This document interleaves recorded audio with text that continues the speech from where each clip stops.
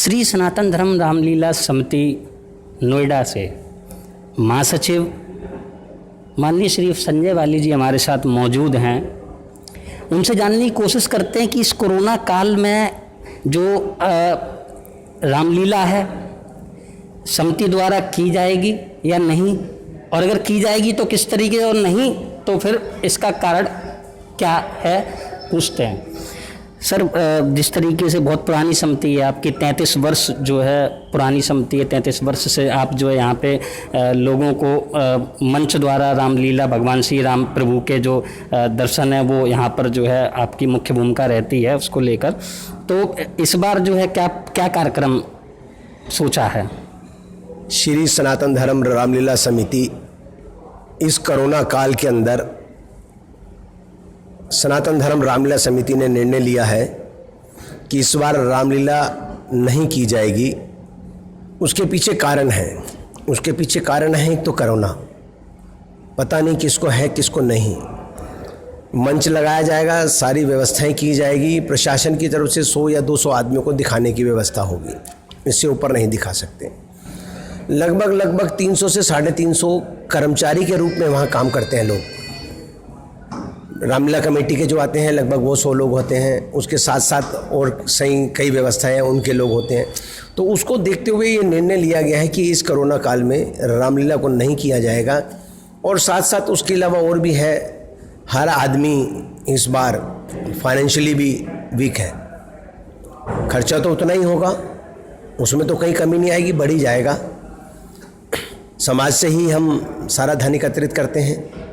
अब समाज की भी हालात आपको सबको मालूम है, बिजनेस सबके डाउन है, दुकान मार्केट व्यापार सबके कम है, वो भी एक कारण है। और उसके साथ साथ सबसे बड़ा कारण है कोरोना, इसकी वजह से हम इस बार नहीं करेंगे। और हमने ये सोचा है कि स्टेडियम में जहाँ पे रामलीला करते थे वहाँ पे जाएंगे 17 तारीख को सभी समिति के लोग, भगवान राम की प्रतिमा रखेंगे और वहाँ पे सुबह शाम 2 दिन लगातार शाम के टाइम आरती करके वहाँ पर अपना उस मैदान की पूजा करेंगे।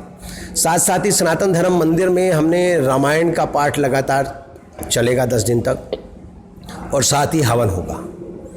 और इसकी तरह से हम भगवान श्री राम की रोज़ पूजा करेंगे। मगर जो मंचन का कार्यक्रम था या विजयदशमी का पर्व था वो नहीं मनाएंगे। उसके पीछे कई कारण हैं, प्रशासनिक व्यवस्थाएं भी हैं, प्रशासनिक व्यवस्थाओं में है परमिशन वगैरह की अब व्यवस्था इतनी जल्दी नहीं हो पाएगी।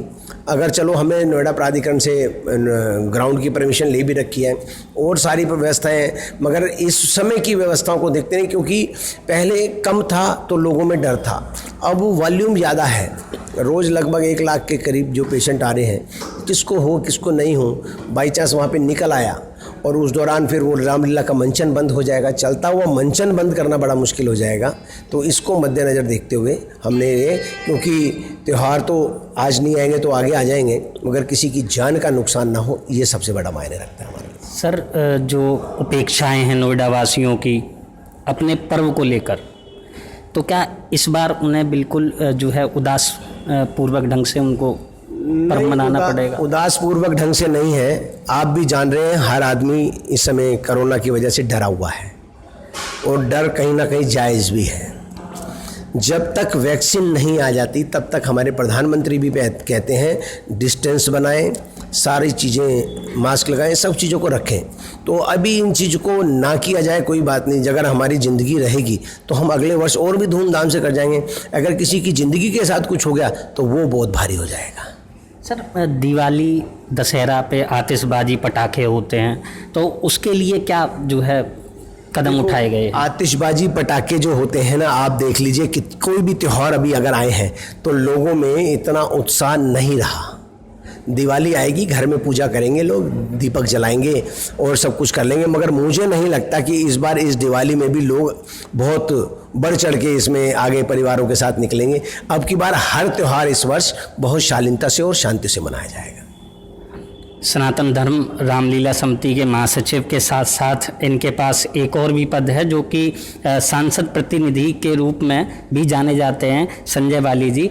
तो उत्तर प्रदेश और में जो नोएडा है वो एक मुख्य दृष्टि से देखा जाता है, तो उनसे पूछते हैं जो निरंतर सर जो अपराध बढ़ रहे हैं नोएडा में, क्राइम बढ़ रहे हैं, उसके लिए क्या जिम्मेदारी होती है? देखिए, अपराध बढ़ रहे हैं, क्राइम हो रहे हैं, ये ठीक नहीं है, कम होने चाहिए। कमिश्नरी बनी है जब से, उसमें कंट्रोल भी हुआ है। आपको बता दूं, 1-2 दिन पहले की वारदात है, पुलिस ने 24 घंटे में उस वारदात को खोल दिया। किसी की लूट की वारदात थी। तो ऐसा नहीं है कि वारदात नहीं खुलती, कुछ क्राइम ऐसे होते हैं जिनमें समय लगता है, मगर बहुत सी क्राइम ऐसे हैं जिसकी वारदात खुल जाती है। और आपको मैं बताऊं, दिल्ली नज़दीक है ये, और नज़दीक होने के कारण छोटी जो वारदात यहाँ पे चेन स्नैचिंग ये वो करते हैं और दिल्ली की तरफ भाग जाते हैं। मगर आपने अभी पीछे भी देखा होगा कि क्राइम में बहुत ज़्यादा कंट्रोल है, और जिस तरह से योगी की सरकार ने पूरा कंट्रोल किया हुआ है, और गौतम बुद्ध नगर तो खासकर हम कहें कि क्राइम में बहुत नीचे स्तर पे है, क्योंकि इसमें इतना क्राइम नहीं है। जो अभी पीछे जिन वारदातों को आप बात करना चाहते हैं, कुछ वारदातें ऐसे हैं जो गलत हैं, जो हो गई, जिसका हमें भी दुख है, उस नहीं होनी चाहिए थी, मगर पुलिस उनको खोलने के लिए पूरी तरह से तत्पर है और उसमें लगी हुई है। सर, एक अंतिम सवाल। ममूरा गांव में कल एक घटना हुई है, और प्रसव के दौरान एक झोला छाप डॉक्टर से इलाज करवाने के दौरान उस स्त्री की और उसके जो प्रसव में जो बच्चा था, उन दोनों की इलाज के दौरान डेथ हो गई है। तो इन झोला छाप डॉक्टरों के खिलाफ कब सरकार का डंडा कड़ा होगा? देखो, समय समय पर ऐसी कार्रवाई प्रशासन द्वारा की जाती हैं, मगर फिर भी कुछ लोग बच जाते हैं, और वो जब बच जाते हैं, और लोगों को भी मेरे को समझ नहीं आता, इतना बड़ा हॉस्पिटल है उसमें जाके दिखाएं, छोटे छोटे नर्सिंग होम वैसे भी हैं उनमें जा दिखाएं। पता है कि इस डॉक्टर के पास डिग्री है या नहीं है, उनके पास जाके अगर इलाज कराते हैं तो कहीं ना कहीं हम लोगों की भी कमी है। हम लोगों को भी सोचना चाहिए, अपनी कमी को दूर करना चाहिए। साथ ही अगर ऐसे कोई हैं तो उन पर प्रशासन के द्वारा तत्काल कार्रवाई होनी चाहिए, और उनके ऊपर अगर कोई उन पर घटना हुई है और उसके ऊपर आया है तो ऐसे डॉक्टर को और ऐसे जो भी व्यक्ति है उस पर कड़ी से कड़ी कार्रवाई हो। संजय बाली जी हमारे साथ मौजूद थे, जो कि सांसद प्रतिनिधि हैं और सनातन धर्म रामलीला समिति के महासचिव भी हैं। उनसे बात की।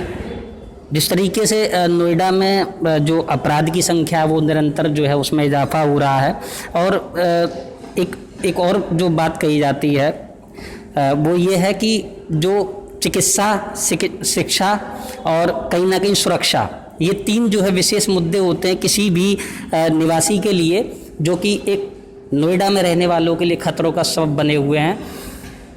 कब इनमें सुधार होगा, कब प्रशासन जो है खुली आंखों से इन पर कार्रवाई करेगा, ये एक अपने आप में बहुत बड़ा सवाल है। नोएडा से निशांत शर्मा, सक्षम न्यूज़ इंडिया।